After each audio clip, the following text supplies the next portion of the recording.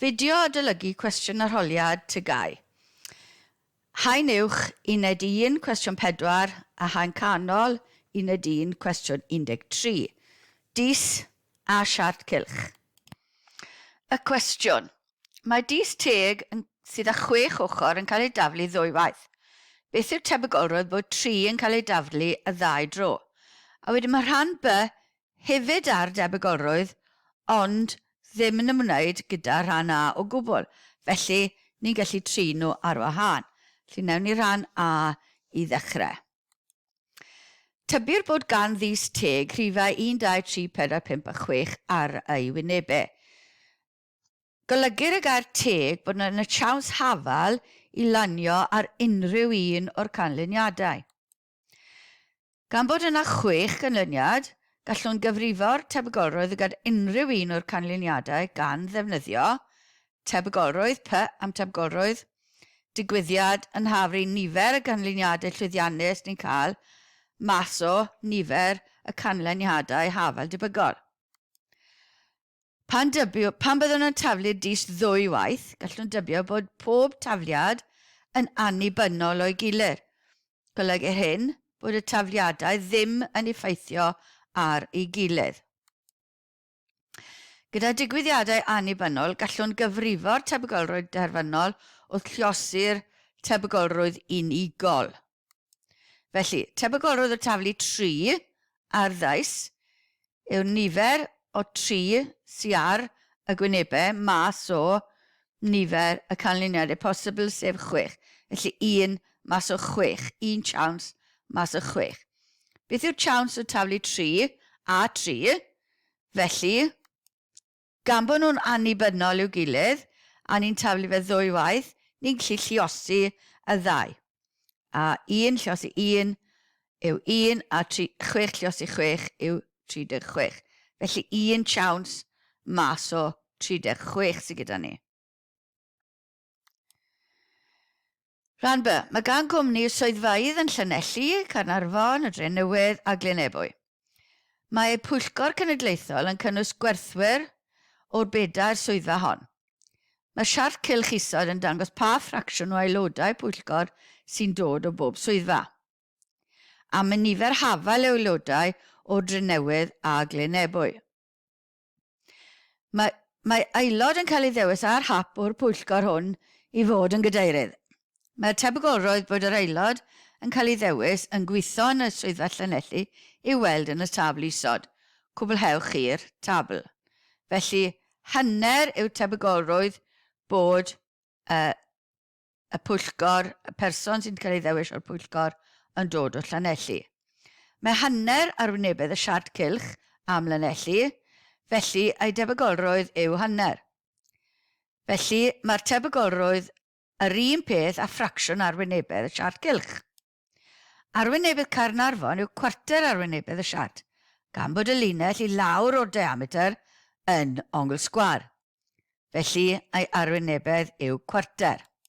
Llwn ni ddod i hwnna yn y bocs.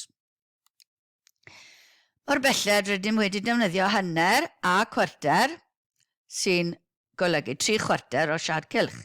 Felly, mae rhaid bod cwarter ar ôl. A gan bod y Drenewydd a Glenebwy gyda'r un nifer o aelodau'r pwyllgor, mae rhaid i'r ddau gael hanner lluosi cwarter, hanner y cwarter sef 8fed o'r cylch yr un. Felly 8fed yr un sydd angen arno ni. A dylai hwnna fod yn adolygu ni 1 cyfan. Hanner a cwarter a 2 8fed yn dod â ni i 1 cyfan. Felly dyna'r tabl tebygolrwydd.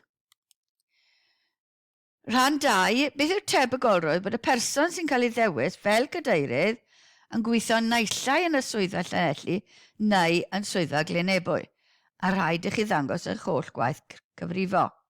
Felly naillai yn Llanelli neu Glenebwy. Wrth eiriad y cwestiwn, gallwn dybio mai dim ond un swyddfa sydd ym mhob tre i'r gweithwyr. Golygur hyn bod gweithio'n Llanelli neu yng Glenebwy yn ddigwyddiadau cyd angenhwysol.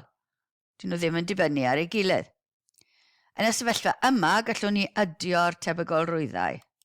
Felly, tebygolrwydd yw P, cofiwch, llinelli neu glynebwy yn hafel i tebygolrwydd llinelli plus tebygolrwydd glynebwy. A mae hwnna'n rhoi i ni i gwpan yma yn symbol sy'n golygu neu. Neu yw'r symbol fel i gwpan yn mathemateg. Felly tebygolrwydd llinelli plus tebygolrwydd glynebwy sy'n rhoi hanner plus wythfed, newid hanner i wythfedu sy'n 4 wythfed, plus 1 wythfed yn rhoi 5 wythfed yw'r tebygolrwydd bod nhw'n naillai yn llinelli neu glynebwy. Deunydd bonus. Weithiau mae rhaid chi fod yn ofalus. Mae rhai cwestiynau tebygolrwydd yn ymwneud â chyfri.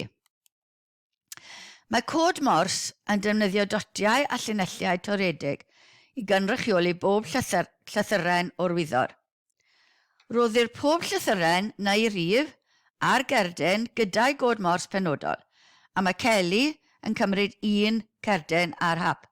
Darganfyddwch y tebygolrwydd bod yn cymryd cerdyn gyda 2 ddot yn unig, neu cerdyn gyda o leia 3 llinell. Felly mae 2 ddewis dyn ni yma. Rydym angen penderfynu sawl llythyren sydd â 2 ddot yn unig, neu 3 neu fwy o linellau toredig a neu cod mors. Nodwch ein bod angen yn gwmws 2 ddot, neu rydym angen 3 neu fwy o linellau. Felly rhaid bod yn ofalus ein bod ddim yn cyfri yr un cerdyn ddwywaith. Hynny yw, y rai sydd â 2 ddot a 3 neu fwy o linellau. Y ffordd gorau yw i weithio yn systematig. Felly dechreuwn ni gyda yr symbolau sydd gyda 2 ddot yn unig. A ni wedi cylcho'r yna mewn porffor. 2 ddot yn unig yw bob un o'r rhain, dim hwnna, ac yn y blaen. Wedyn, sydd o leia 2 llinell yn y cod. Felly dyna rai coch dyn ni, 2 llinell neu fwy. Dyma ni yn y coch ac yn y blaen. Ond os ych chi'n sylwi, mae'r 2 yma gyda 2 ddot a 3 neu fwy o linellau. Felly ymlaen i fod ofalus neu gyn ni'n cyfrir yna ddwywaith. Tebygolrwydd bod cerdyn â 2 ddot yn unig ac o leia 3 llinell yw y nifer ni wedi clusnodi, ni wedi marco rhannu dy cyfanswm sydd gyda ni, a os ni'n cyfrir yna, ni'n cael 17 mas o'r 36 i gyd.